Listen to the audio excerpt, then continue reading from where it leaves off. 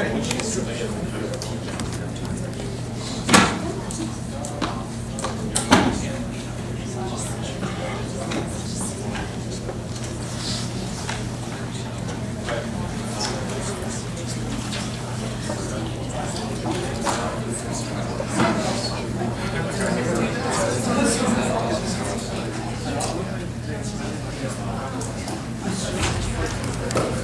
I think we'll go ahead and get started. So thank you for coming, everyone. Much appreciated. So if you don't know who I am, I think most of you do. I'm Professor Podoshen. And so I teach in the Department of Business, Organization, and Society. I'm also the president of the F&M chapter of the AAUP. I have that role as well, and I'm also a member of the Heterodox Academy. For those of you in my propaganda and genocide class, you're familiar with the case of Lindsay Shepherd from Wilfrid Laurier University. And so she's coming in to talk with us. And I'll interject here and there, and we'll have some Q&A at the end. But for right now, again, thanks for coming. And I'm going to turn it over to Lindsay. Okay, perfect.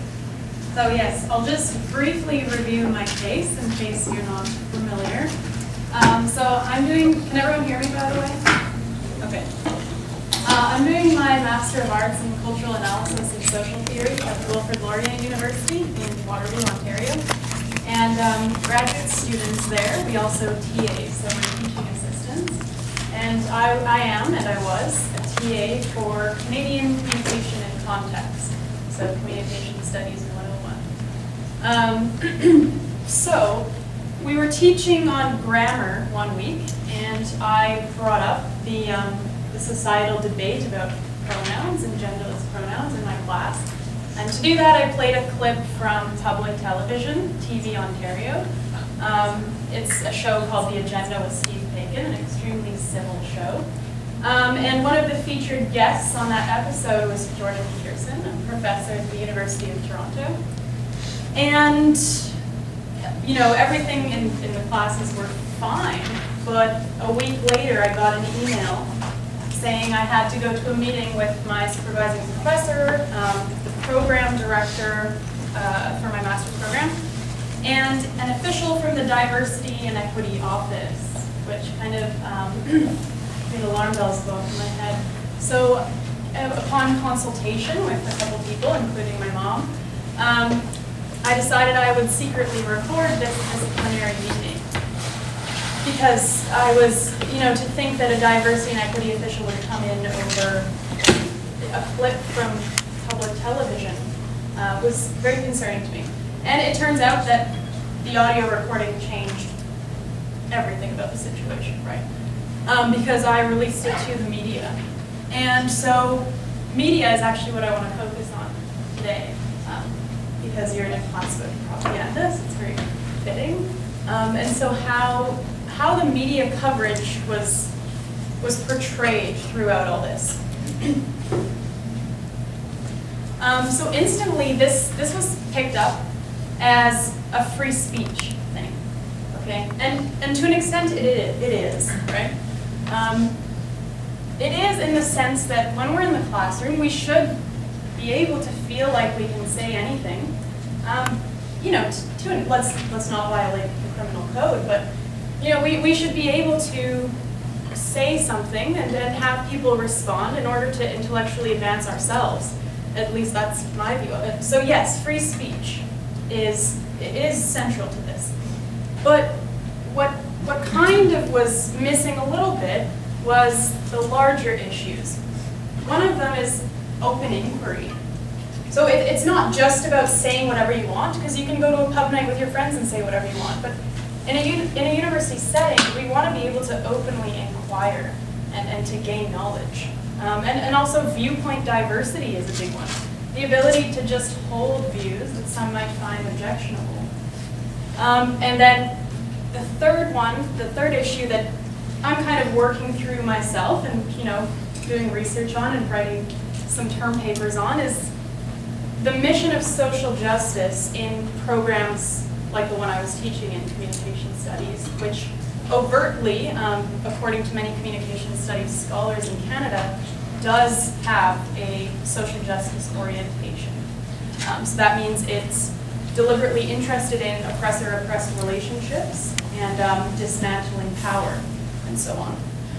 And you know, that's fine, but you know, we go to university to have our professors guide us through knowledge. Of course, that's what we pay for. But the problem is when the social justice approach is so one-sided that you actually become blind to seeing any other way out of it, which is what I found myself to be implicated in, really. And if you listen to the audio recording, or at least a part of it, you'll find that these professors that I was in the meeting with wanted to push this kind of one-sidedness, and so that's how it kind of fits into the theme of propaganda.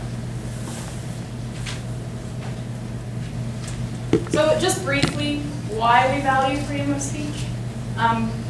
It's interesting, I like inherently value freedom of speech, so I actually had to do research into, okay, why do we value it? Because I just feel like it's innate in us to be able to talk about anything, right? So one, open expression allows for the questioning of beliefs, which advances knowledge. It's very basic. Two, personal growth and self-discovery, of course.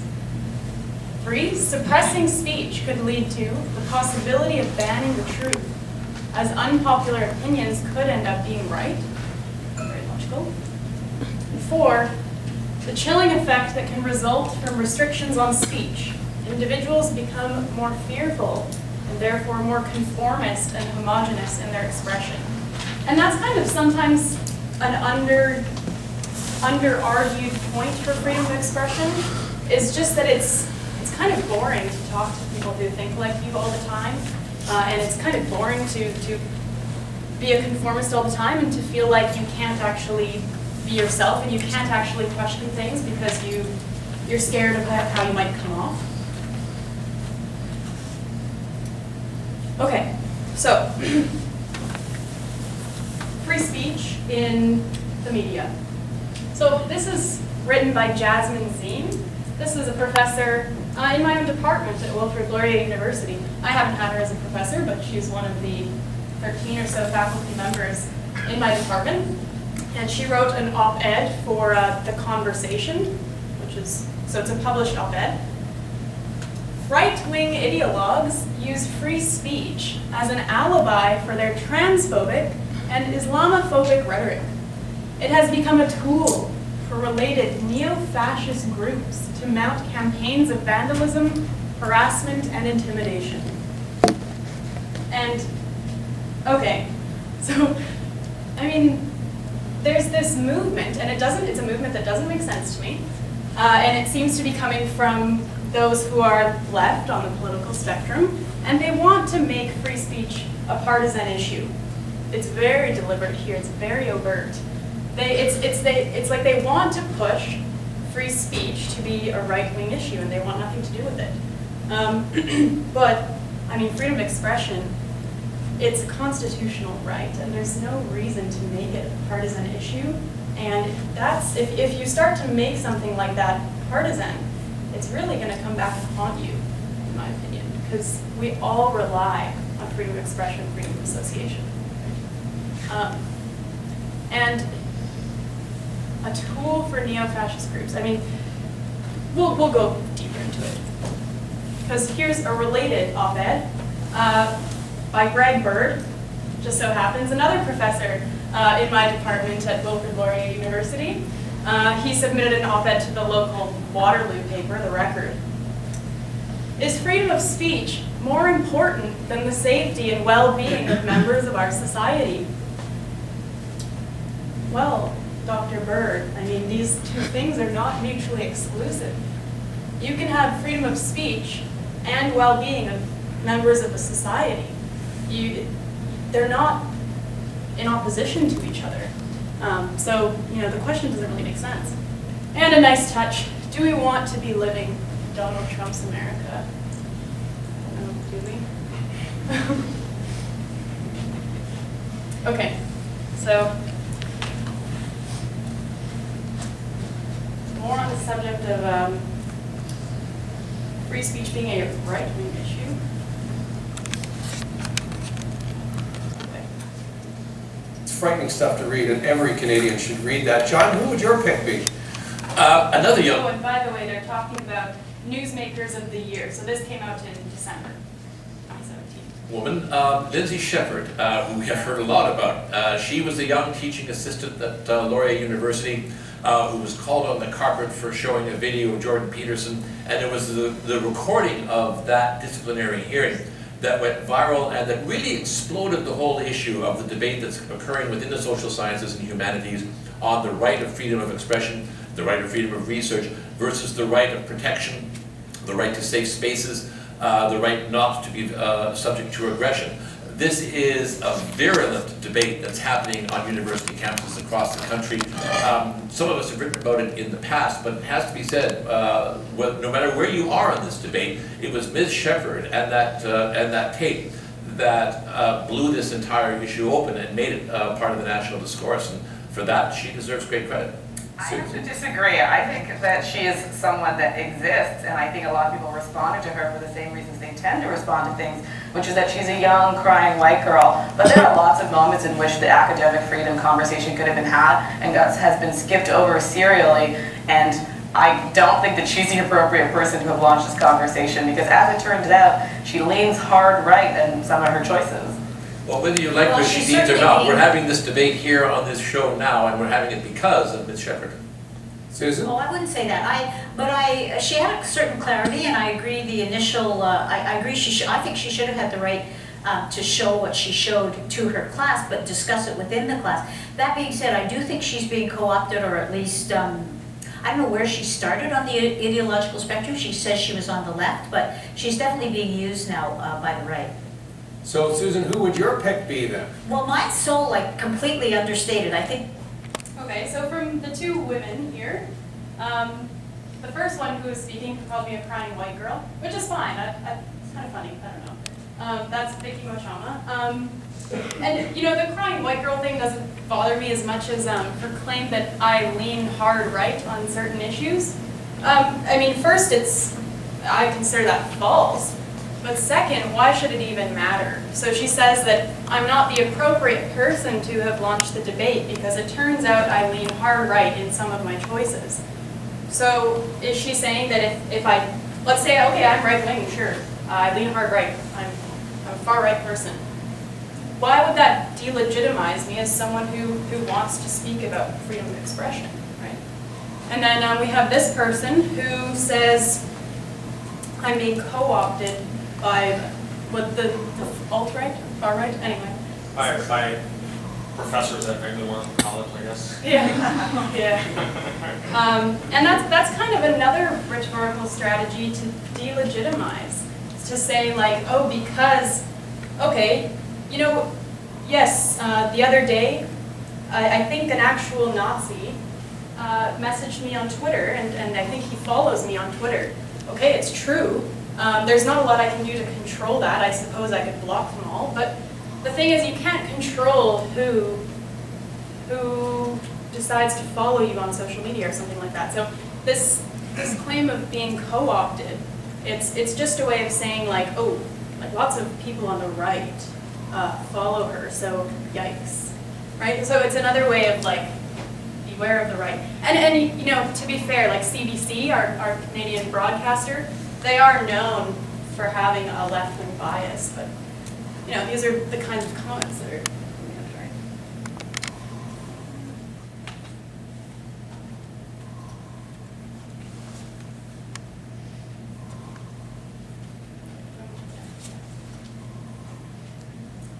right? Okay.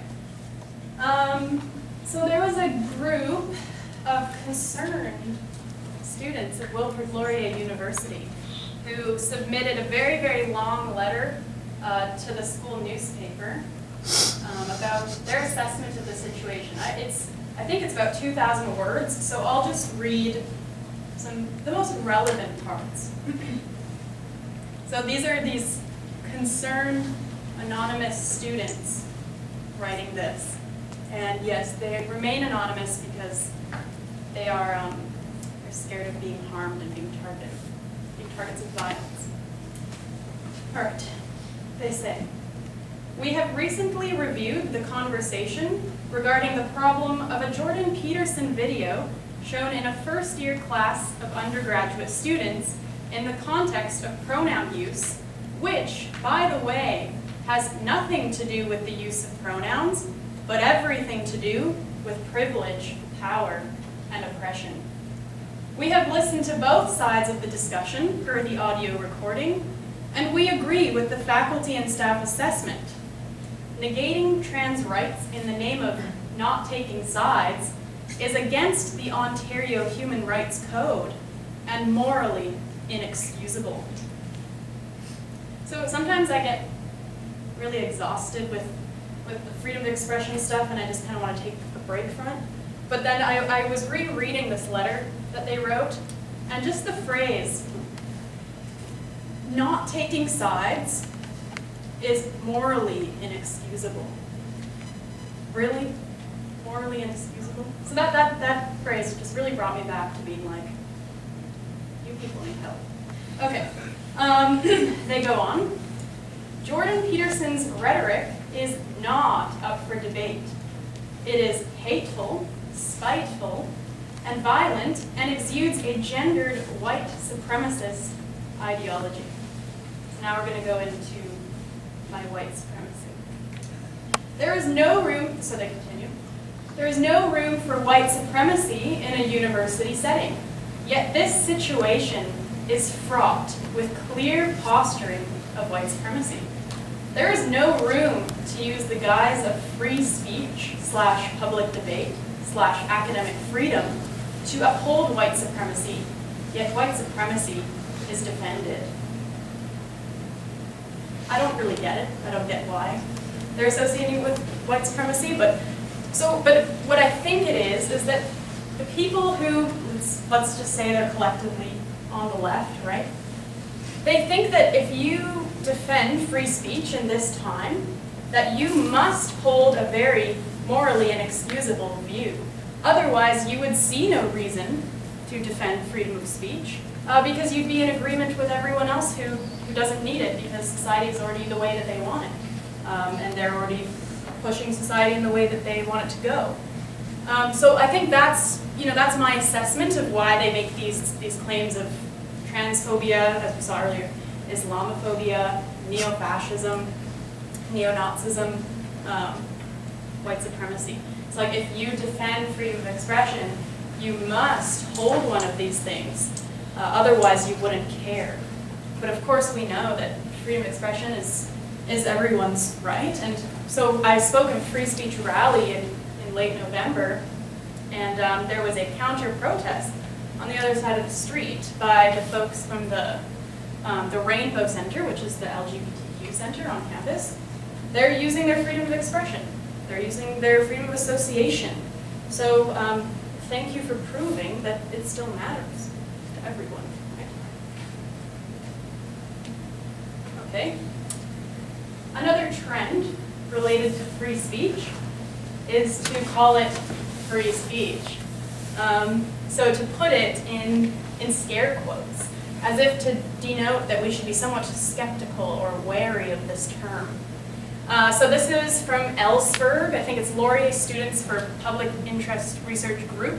I don't know about the States, but in Canada, all university campuses basically have a SPERG. So they just kind of do activism work on campus. They're a collective of students. And this is from their gender pronoun campaign, because all over campus there's kind of like these memos on the wall about using gender pronouns and stuff like that. So given the current climate of university campuses, which increasing levels of transphobia hidden under guise of free speech under grammar, okay, this is the point, free speech, scare quotes. We should be skeptical of that term, right? That's what they're trying to say.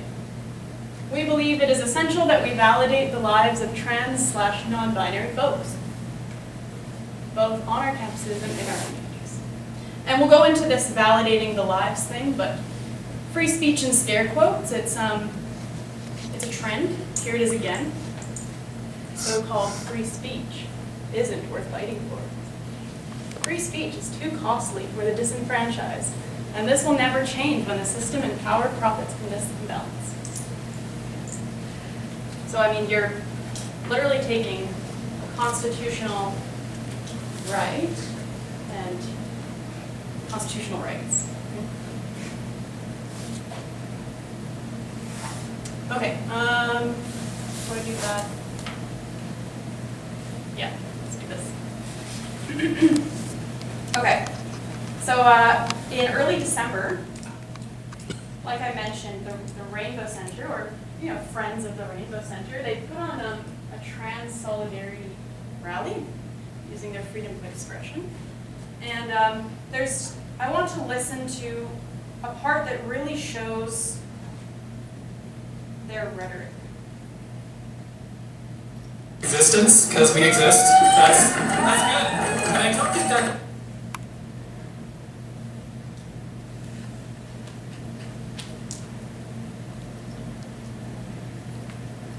Not only as a trans person, but also as a woman, like, we're silenced about these issues. We can't talk to others around us, especially not people who need to. Just for context, so the Rainbow Center were claiming that they were being targeted and that they were being subject to a lot of violence and harm and hurt.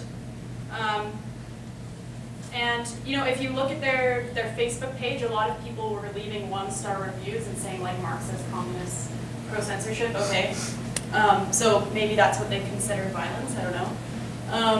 But when it came to actual police reports of physical violence, there was none.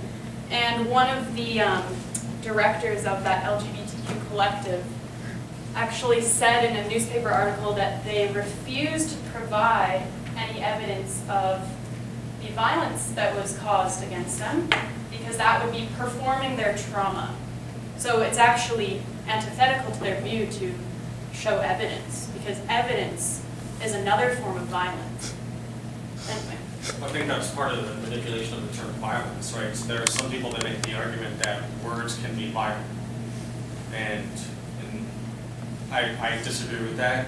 I think certainly we have fighting words, right? So certainly there are words that can incite violence, and that can be a form of agitative propaganda.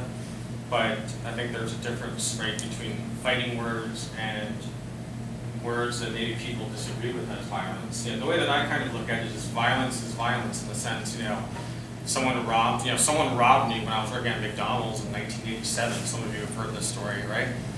And when they come to the counter, so you've only had me one time, so you haven't heard this yet, but right? So someone comes up to the counter, he's like, give me free food, and I'm like, no.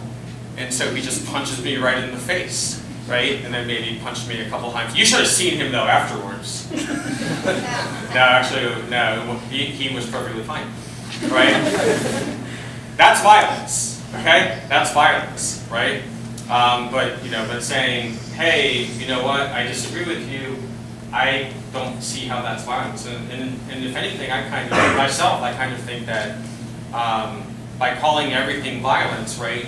It reduces the impact of that word. Right, and I mean, they considered the clip I showed in class to be violence. Like in the audio recording, like I created a toxic climate. Yeah? Do you think them talking about violence goes into the flow of information, which kind of goes into propaganda? Oh yeah. Yeah, and so another example is, so this whole meeting I was in was based on the existence of some sort of complaint. But if you're up to date with the story, you'll realize, no, it's very murky whether or not a student actually complained about the clip being shown in the tutorial. And because there was claims coming from all sides, so the president of the university said there was no formal or informal complaint. And if you listen to the audio, you'll know that the professor wouldn't even tell me how many people complained, what the complaint was about, which was one of the major problems and why people described it as Kafkaesque, right? Because you don't know what the crime is.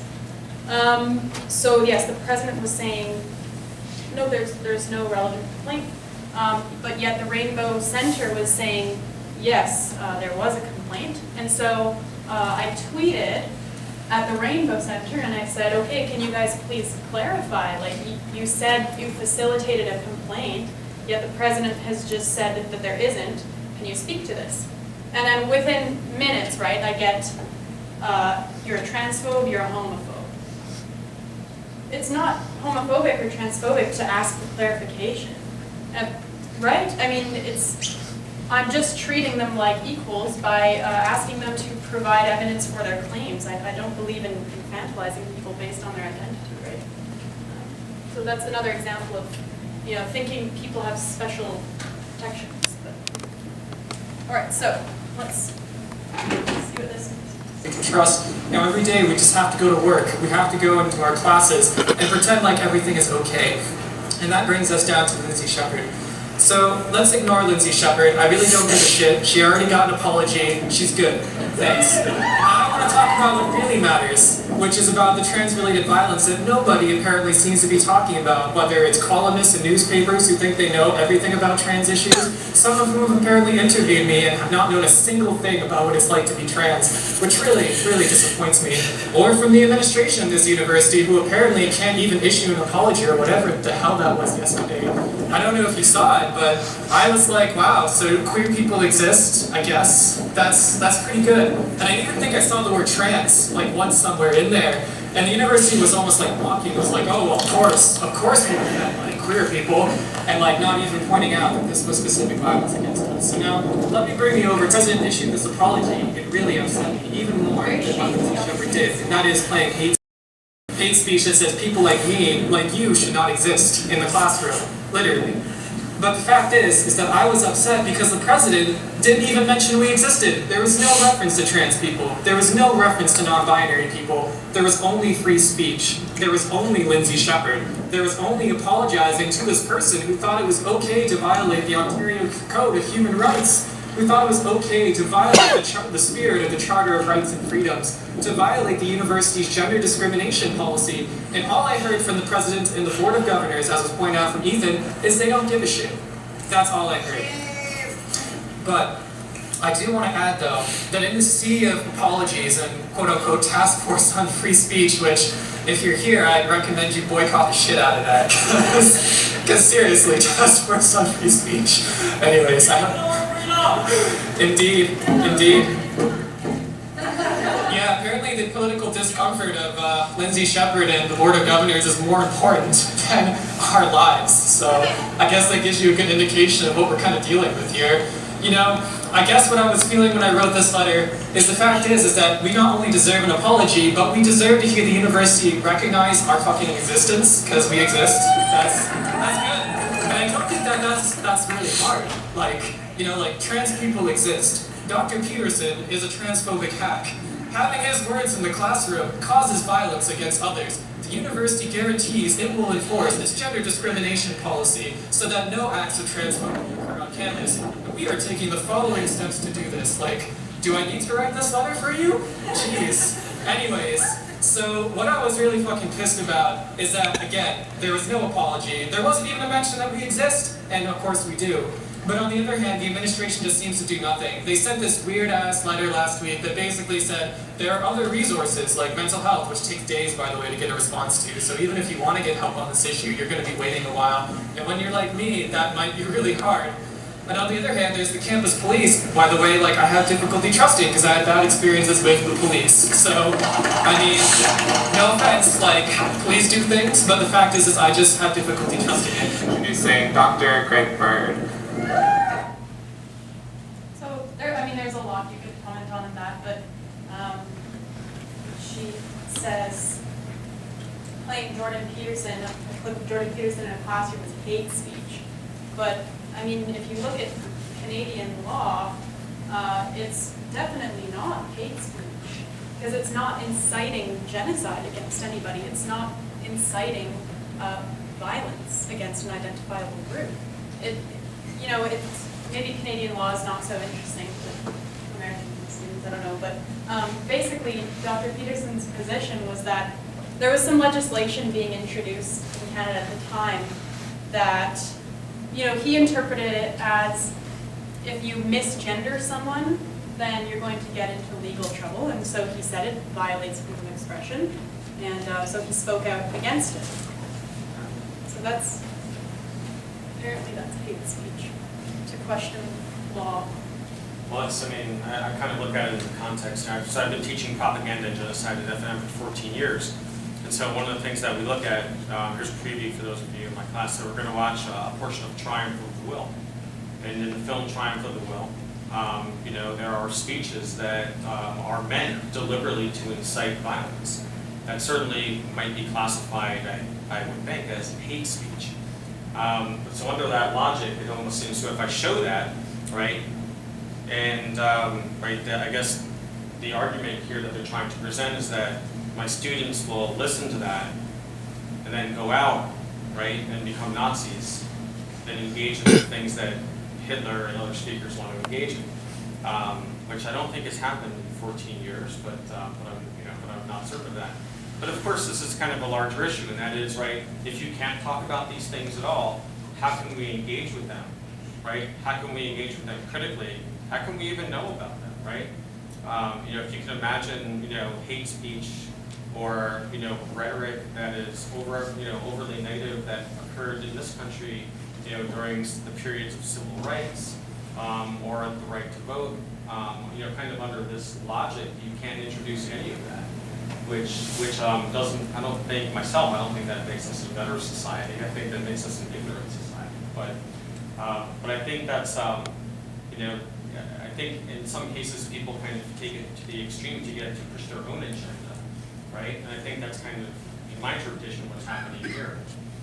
And the fact of the matter is that you have faculty members who are speaking at this in your department, who supervise you, and have a position of power over you, I think complicates it even more.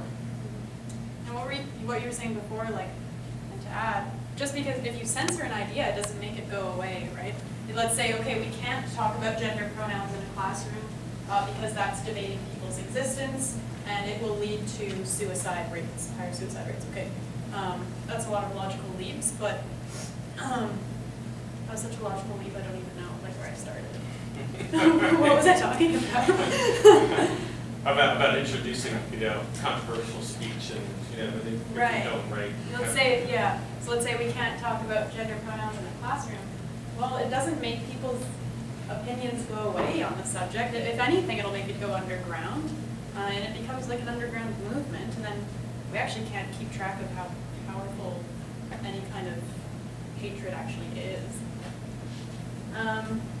And the other really interesting thing here that I still don't even fully understand is the argument that if you discuss gender pronouns, or it could be anything, right? It's just in this case, it's gender pronouns, or genderless pronouns also. You're debating people's existence, and you're actually maybe denying their existence. And I still need to research that because I don't really know what they mean. Because if no one's denying their existence, and in fact we're recognizing their existence right now. And so were the reporters at this event, and many of these people spoke to the media, so it's very unclear what they mean, unless you know what they mean. Do you have any theories? I do, right? I mean, again, I'm looking at it from a propaganda perspective, right? And so if you keep repeating, right, something over and over again, even if it doesn't have a great deal of intellectual heft, right, inevitably some people will start to view that as reality. And so, you know, so if you are trying to establish a narrative that mere words can be violence, right, and you keep saying it over and over again, right, and maybe some more people start to say it and you start to see all these visuals about it, and you don't engage with it critically, or you don't have the ability to engage with that statement critically, right, then in a sense you're kind of working in a vacuum now. And so very quickly, right, it becomes almost like the norm. So if I'm not allowed to say, right, so you know, let's just say someone comes up to me and says, you know what, you know, Professor Podoshen, words that make me uncomfortable are violence, right? And maybe from whatever policy that's instituted on campus, maybe I don't want to respond to that, okay? Maybe if I respond to that, let's just say there's a bias reporting system on campus, right? And someone's going to report me and maybe I don't have the protection of tenure, or if I do have the protection of tenure, right? Maybe I just don't want to deal with going into, the principal's office and having to explain myself. I might just not say anything, in which case, right, this narrative is allowed to continue and to perpetuate without being challenged. And look, as I tell a lot of my students, I'll say provocative things in class, like I'm a capitalist, okay? And you don't have to be a capitalist, right, to sit in my class. In fact, I would probably prefer to have more non-capitalists in my class to challenge me, right? But the reality is that... I don't want to interrupt, but to answer your question, it's violence because they've created this vocabulary and this culture that, like, a woman's penis and so forth. So when you have a discussion about male genitalia and female genitalia, you're creating violence because you're tearing it down. Because a male and a female can have a penis. But if you talk about biology, XXXY, that's violence because you're denying their existence. That's what they're trying to tell us. I'm not saying I agree with it, but that's part of the perspective. It's violence by using biology to deny their existence. I think there's a difference between, say, denying someone's existence, right, and arguing over, an issue like a biological issue. So something like, say, creationism and Darwinism, right?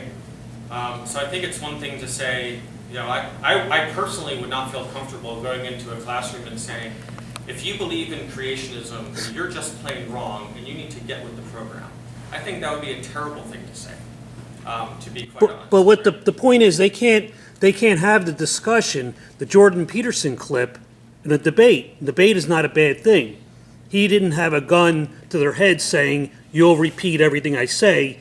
He had an opinion, they had an opposing opinion. Mm-hmm. That's not violence, that's not wrong, that's not illegal. It was on Ontario Public Television. And I saw the episode. But just to have that discussion is to, in their words, in their minds, is to deny their existence, which is violence. Because if they don't exist, people will perform violence on them. They will be attacked. That's the one thing we always hear, as they're being dragged off from the auditorium. There's violence against us, violence against us. So that's their perspective. It's not one I agree with, but... Yeah. No, I get what you're saying. I think, there was a number of years ago when Mahmoud Ahmadinejad of Iran wanted to speak at Columbia. And so for those of you who don't know me, I'm Jewish. I'm from New York. Mahmoud Ahmadinejad doesn't like Jews. So I think we all know that. And there were a number of faculty members who did not want him to be able to speak at Columbia, right? I came out publicly in support of letting him speak at Columbia, right? Even though my guess, because he said many times that he wishes Israel will be wiped off the map, and he said a lot of things, right? He hosted a number of Holocaust denial conferences. He's made a lot of statements, right, about the eradication of Jews. And so you can make the argument that he doesn't want me to exist, right? And I understand that. There are people in Pennsylvania that don't want me to exist. There could be people, in my town that don't want me to exist, right? But is that violence, right? In my opinion, no. Now, if someone comes to my house and says, I don't want you to exist, Jew, and pulls me out, right, and attempts to shoot me, okay, that's violence, right? Or if someone's trying to round up a posse to come get me, that's violence, right?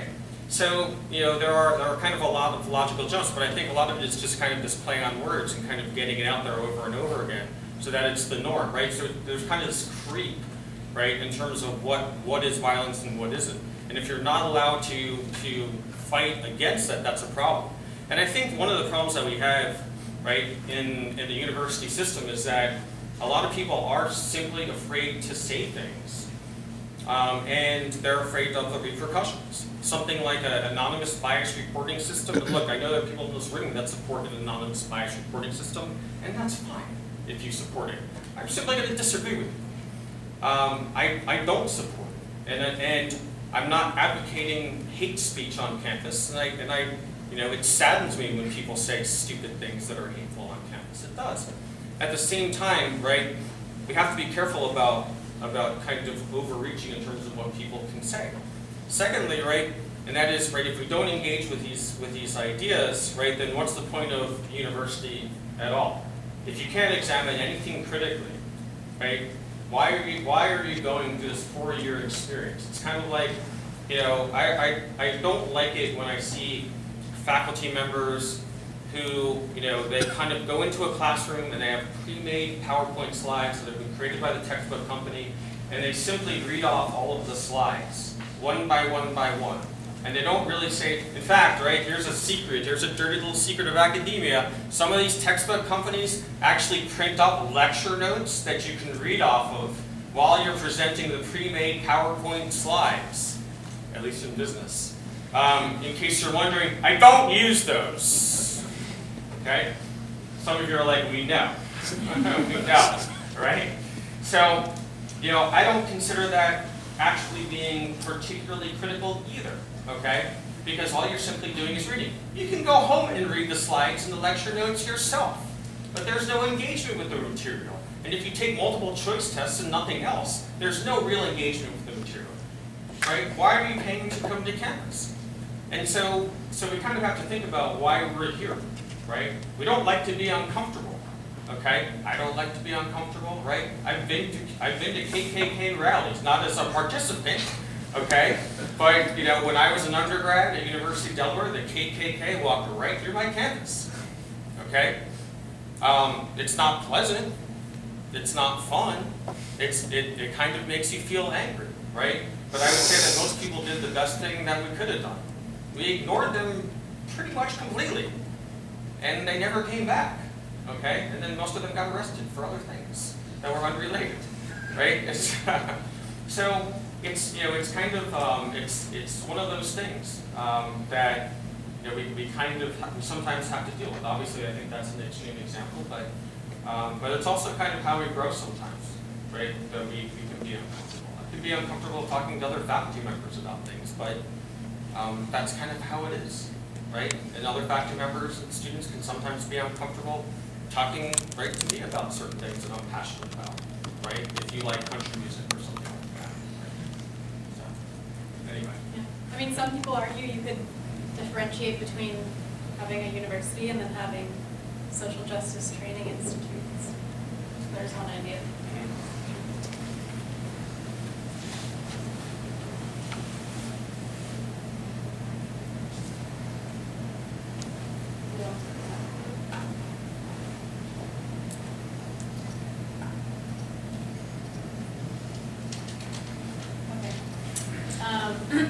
So here's something fun and interesting.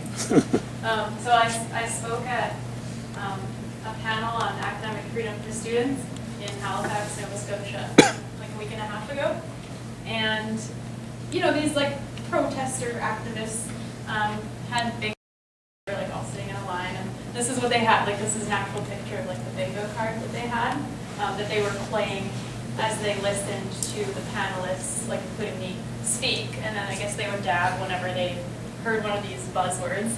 And like, yes, it's kind of funny. There's some good ones. You know, like all, you know, people of ideological stripes, they do have terms that they use a lot. You know, it happens all the time. But there's some really worrying ones here. Critical thinking, okay, on the alt-right bingo. So, like I was talking about before, they want to push free speech as a partisan issue that only right people care about. Now they want to make critical thinking something that the alt-right champions. That's a dangerous thing, in my opinion. What are some other good ones? Open exchange of ideas in the bottom left corner. Open exchange of ideas is now associated with the alt-right. Right, okay. And viewpoint diversity. Viewpoint diversity. That's, again, these are things that are not exclusive to the alt-right, and to suggest in any way that these are things that are championed by them, it's just not a good idea, really. The other ones are kind of fun, I guess. Okay, put it on the screen. And then, again, about the alt-right. This is just more about media coverage and just, you know, maybe you've heard the word like spin before. Did you talk about the spin?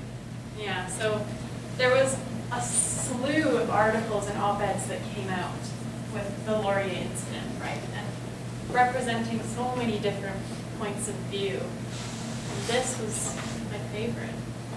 Alt-right's new hero, me, on campus bullies Laurier into an apology. So now I've become the bully. That's not an example of spin, then I don't know what is.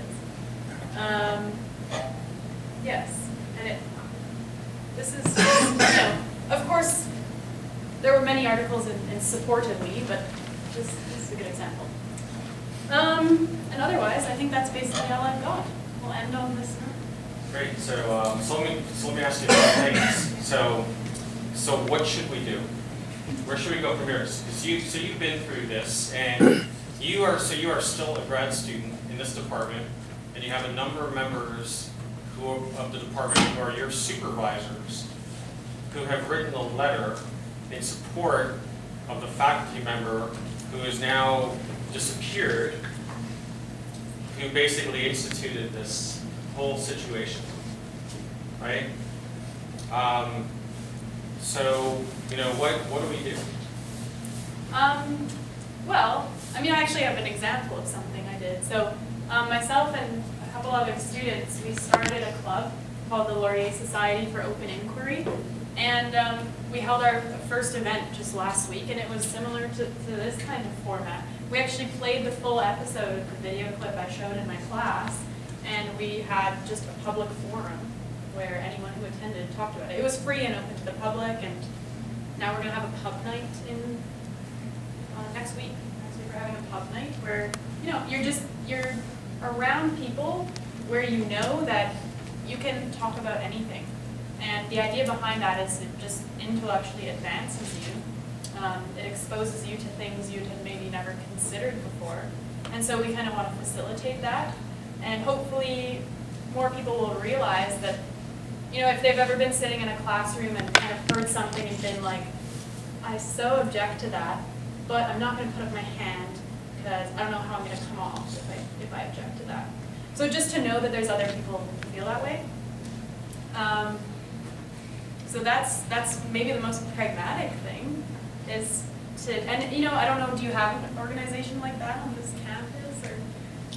In terms of student groups? Yeah, there's like free speech clubs. We're an open.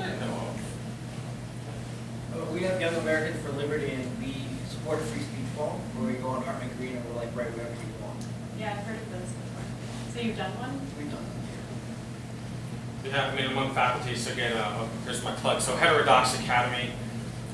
So we are, you know, we're a group of about over 1,000 academics in North America right now, who basically have signed a statement that says that we are going to essentially encourage the free exchange of ideas. When you sign up, you actually talk, you label what, for the most part, what your political persuasion is. And so people can also kind of take a look and say, oh look, there are libertarians, there are Republicans, there are, you know, liberals, etc. And we have speakers who are really from all walks of life, from all backgrounds, that kind of believe in heterodoxy. In fact, here on this campus we had Nadine Strassen, former past president of the American Civil Liberties Union, who gave a talk on campus. And you know, Professor Strassen and I disagree on a lot of issues, but when it comes to free speech and free expression, I'd say we probably agree on a lot of issues. But that's kind of that's something that has come about in the past couple of years. And I think the key thing is that, you know, it baffles me sometimes that I think especially a lot of young people think that just because faculty members or just because people disagree with one another politically, that they can't have productive conversations, that they can't work on scholarship together, that they can't teach classes together. I've team taught. I've team taught for the past 8 years in women, gender, and sexuality studies with a number of folks. You certainly see a lot of things differently than I do.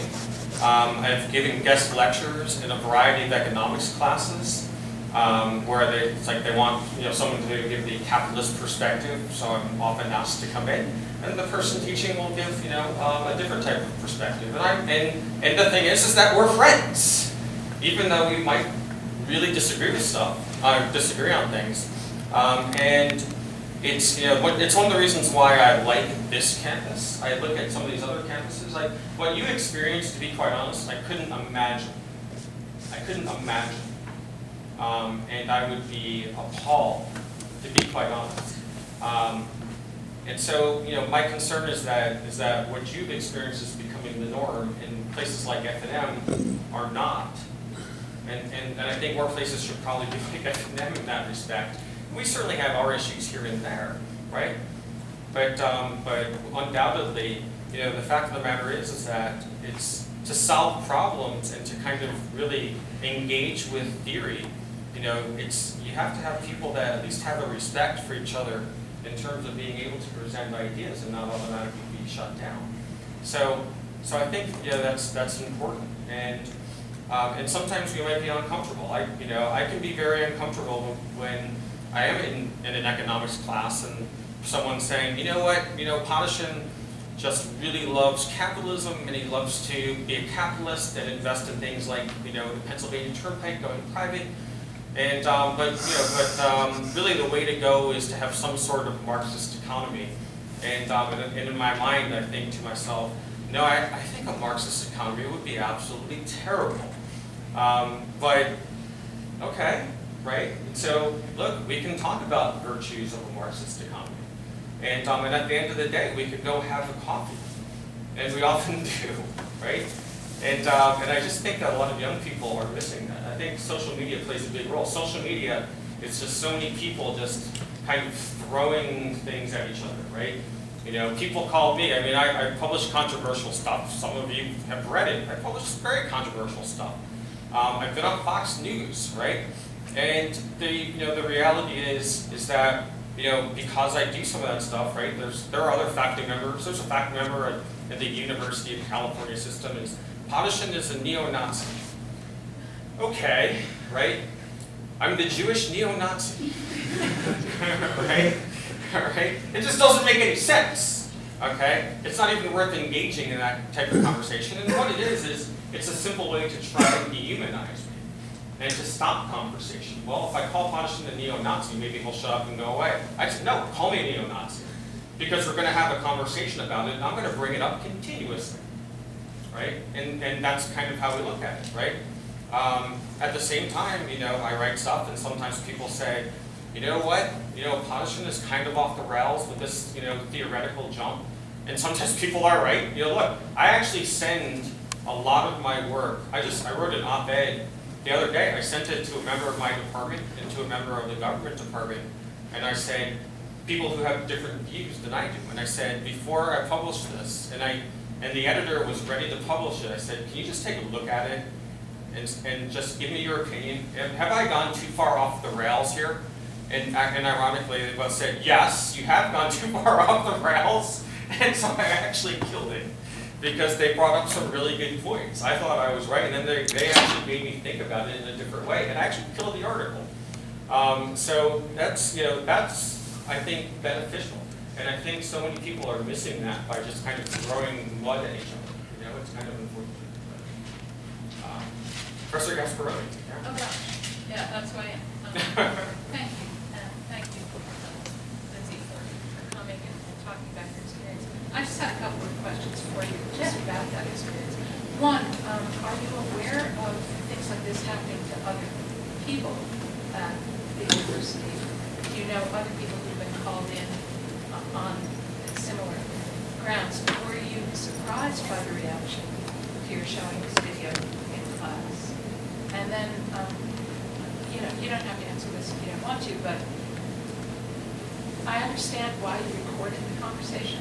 I myself would be very uncomfortable if there's someone recording the conversation right now and wanted to play that recording without my permission. or my knowledge, I mean, I realize there's someone trading a recording device on me at the moment. I just wonder if you can speak a little bit to that piece of it, if it makes sense, so. Yeah, like the ethics of recording it, or?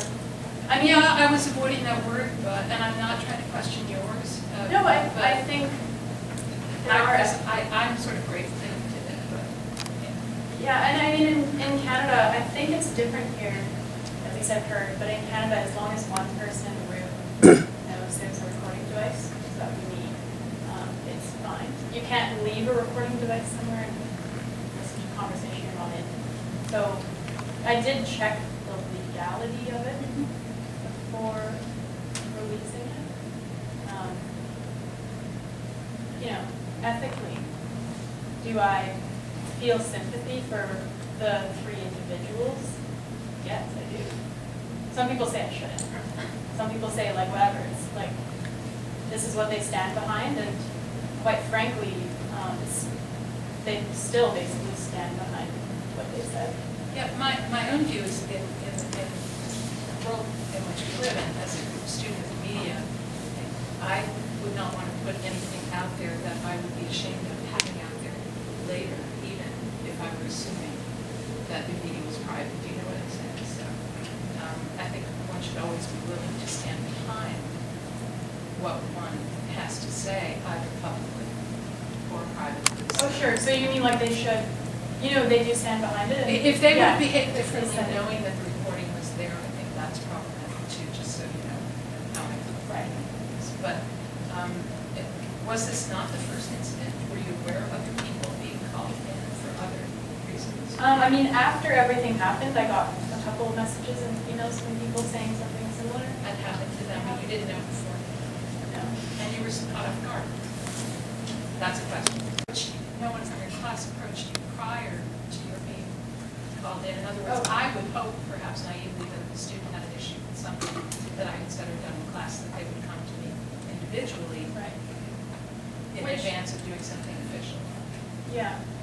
So you mean, like this, the student who had a problem should have come to me before going to the professors? Yeah, I mean, Right, but I mean, it's debatable that there even was a student though, like that's the other problem is, so basically, just to quickly summarize, like, the Rainbow Center claims they facilitated a complaint by a student. The thing is, it's very muddy whether or not there was some sort of facilitation, like perhaps they simply misinterpreted a comment that the student said, and they still won't speak to it, they still won't give any specifics because that would be providing evidence and that's transphobic. thank you for answering. Yeah, we have, so who else has questions? Do you think people are scared of free speech because they're scared of being targeted? So do you mean like I should maybe be scared of free speech because I'm female and people attack females? I mean, kind of like that, but kind of in the context where like the trans people are, because of this free speech, people are now allowed to talk against us. I suppose so. I mean, before all this happened, I was in no way involved in any kind of free speech movement. I was frankly probably one of the people who thought, yeah, if you defend free speech, you probably have like something wrong with you because like you probably say stuff that is like very rude and stupid. That was actually my position basically. Like whenever I would pass by the free speech clubs and club days or like just even like the civil liberty clubs or like Students for Liberty, and I'm going to their convention like, in March. But like before I would see that and I'd be like, you don't need that. I would literally pass it and I would say, we don't need that. I don't know why they're doing that. Honestly. I'm one of these people where it like has to happen directly to me before I see the light. I'm just concerned, it's like, with all this attention against you and stuff, like, you're still a grad student, you still have papers to write, you still have a future to plan for, like, how do you take measures now to ensure that they don't use this against that kind of portion of your life? I guess I'm expecting that they'll just be professional enough to mark my papers based on merit, not what I'm saying, like whether they agree with the content or not. You know, as for my master's degree, like work, I'm a little less invested, of course. I mean, that's kind of unrelated to the incident, but I just kind of. Huh? I'm sorry about this, kind of like a little bit off topic. Oh no, yeah, it's all good. I just mean like it actually is kind of related because it's related to the kind of one-sidedness of pushing social justice in the university. My program is one of those programs. It's very one-sided. It's just pushing social justice, and so I am becoming a little bit disinterested in it. But I mean, I'm done in August, which is why I stayed. And yeah, that's actually something interesting to touch on is the one-sidedness of the program. Is I've kind of been reflecting upon how people my age in university, they, you know, when they face something that they disagree with or they don't like, a lot of the times they actually become kind of like a deer in the headlights and they don't know how to respond. So it's like even amongst my friends, like maybe I'll say something and immediately they just go quiet or they become very passive. They don't know how to respond because they're so used to the one-sidedness. It's like once they hear something, they're like, oh, I'm not used to hearing things that I don't agree with. And so for that, and like the slide I had before about like why we value free speech, I mean, that's one of the things, right? Like personal growth and self-discovery would fall under personal growth, being able to debate with people. That's a huge skill. It's a skill that I really want to master, is how to use very logical and rational arguments when debating. When you're debating. Yeah. Hi. I want to start out by saying that I am a proponent of free speech, and I really hope that you hear what I have to say without thinking what you're going to say next. It seems like you really don't understand why these trans students were upset. And to me, when we enter a classroom, we expect to be treated equally and be equal with our peers. And you see how kind of a power structure emerges when you're discussing the rights, having a debate about our own rights. For you and I as cisgender females, we call she and her. Refers to people that don't identify as gender binary, we call whatever they want, you know. And within the classroom, you see how us with rights and those who do not have those rights, the balance shifts. Sorry, what rights do they not have? To be called, you're having a discussion right now, we don't have an established pronoun. They do have the right in Canada. Yeah, I thought you said you're having a debate in class about whether or not it should be legitimate for them to have those rights. I showed a clip from TV Ontario, which was from a year prior, which was about Bill C-16, which was about implementing that law. But as for myself, debate in class, yes. they're having a discussion.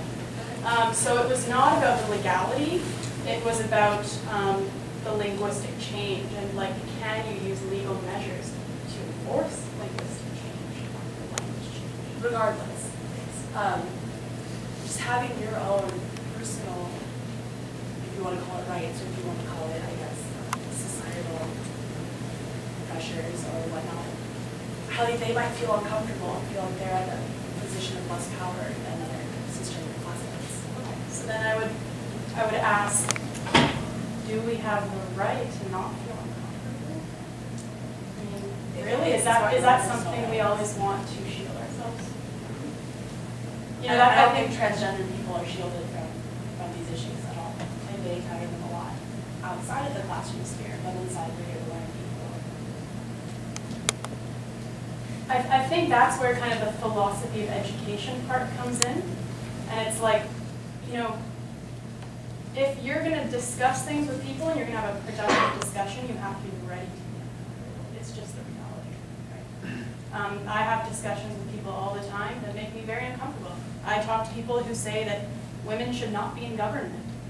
That statement makes me angry. But I logically debate and try to change their minds. I try to persuade.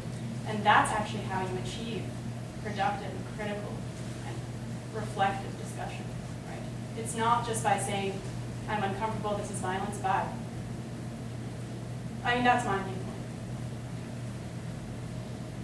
I think you know, so some of you again have heard the story. Some of you have me like for 4 classes, so I don't know what to say, but other than sorry. But so some of you have heard the story. So many years ago, when I was just a young non-academic, I was an undergraduate student, and I had a girlfriend who was.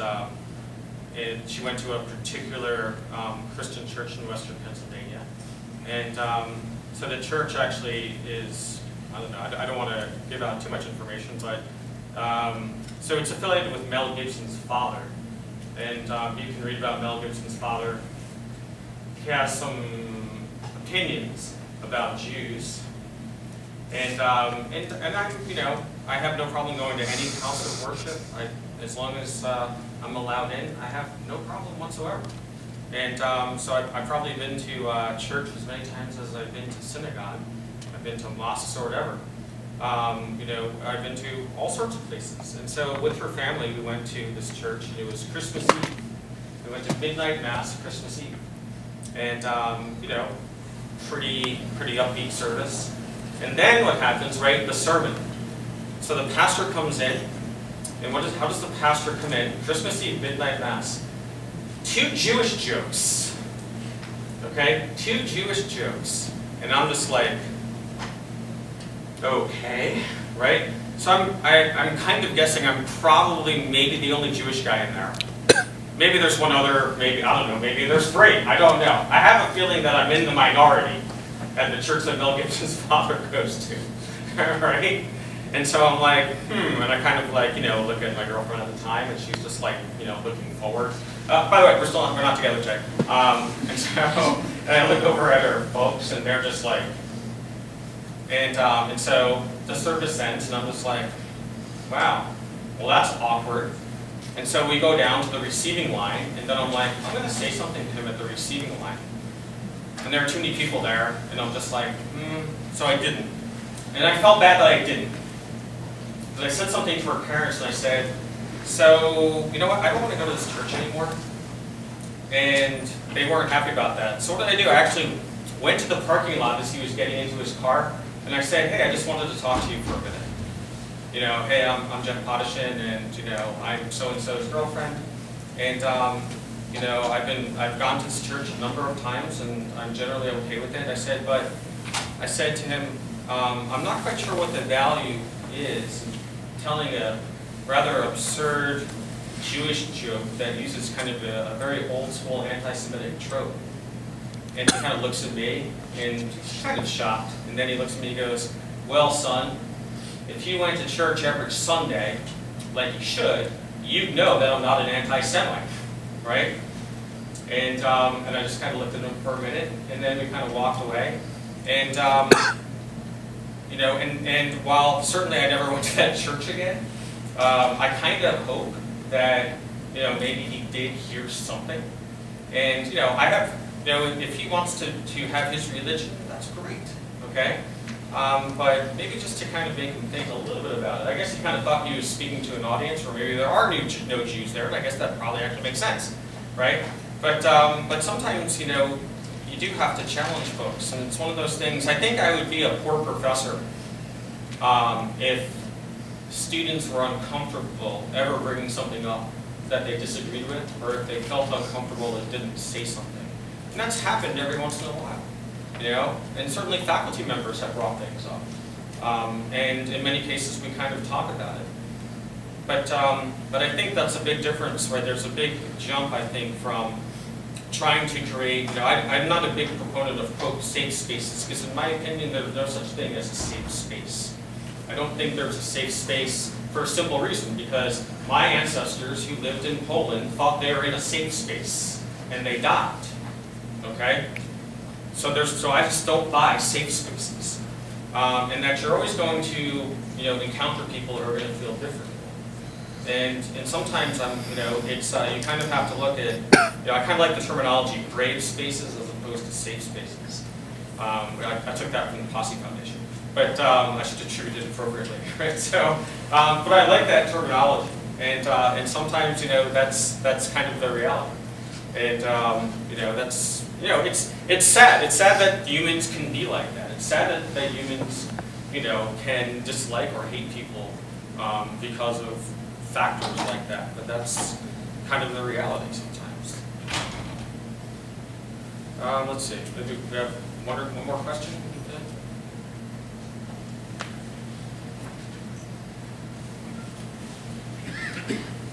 Questions, comments, nothing? All right. Oh, wait, one more. Voices, yeah.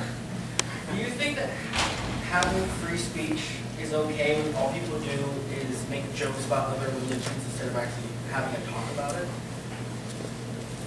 But if you support free speech in general, you have to accept that some of it will be jokes, some of it will be productive. If you support the general principle, you have to support the consequences. Yeah, that might be a waste of free speech. Like Jersey Shore is like a waste of broadcast air. Is that on tape? Good. Send that to MDV, please. Do you want me to delete it or segment it out and put it as its own video? Blow it Okay. up. Make it go viral. All right. I'll send it as a 3-second clip. Thanks for coming. Thank you.